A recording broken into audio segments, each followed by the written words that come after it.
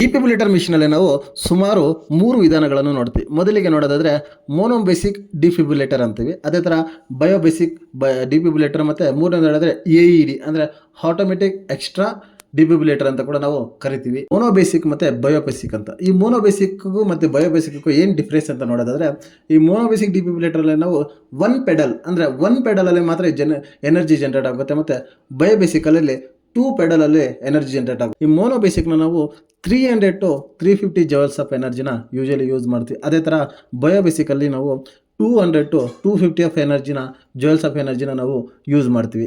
ಮತ್ತು ಈ ಮೋನೋಬೇಸಿಕ್ ಕಂಪೇರ್ ಮಾಡಿದ್ರೆ ಬಯೋಬೇಸಿಕ್ಕು ತುಂಬ ಕಡಿಮೆ ಎನರ್ಜಿನ ನಾವು ಯೂಸ್ ಮಾಡೋಕ್ಕೋಸ್ಕರ ನಾವು ಈಗ ಆಲ್ಮೋಸ್ಟ್ ಎಲ್ಲ ಹಾಸ್ಪಿಟಲಲ್ಲೂ ಕೂಡ ನಾವು ಬಯೋಬೇಸಿಕ್ ಡಿಫಿಬ್ರಿಲೇಟರ್ನೇ ಯೂಸ್ ಮಾಡ್ತಾರೆ. ಡಿಫಿಬ್ರಿಲೇಟರ್ ಮಿಷಿನ್ನ ಯೂಶಲಿ ಯಾವಾಗ ಯೂಸ್ ಮಾಡ್ತೀವಿ ಅಂತ ನೋಡಿದ್ರೆ, ಪರ್ಟಿಕ್ಯುಲರ್ ನಾವು ಕಾರ್ಡಿಯಾಕ್ ಅರೆಸ್ಟ್ ಆಗಿದ್ದಾಗ ಅಥವಾ ಶಾಕಿಂಗ್ ರಿದಮ್ಸ್ ಅಂತೀವಿ. ಈ ಸಿಚುವೇಷನಲ್ಲಿ ನಾವು ಡಿಫಿಬ್ರಿಲೇಟರ್ ಮಿಷಿನ್ನ ಯೂಸ್ ಮಾಡ್ತೀವಿ.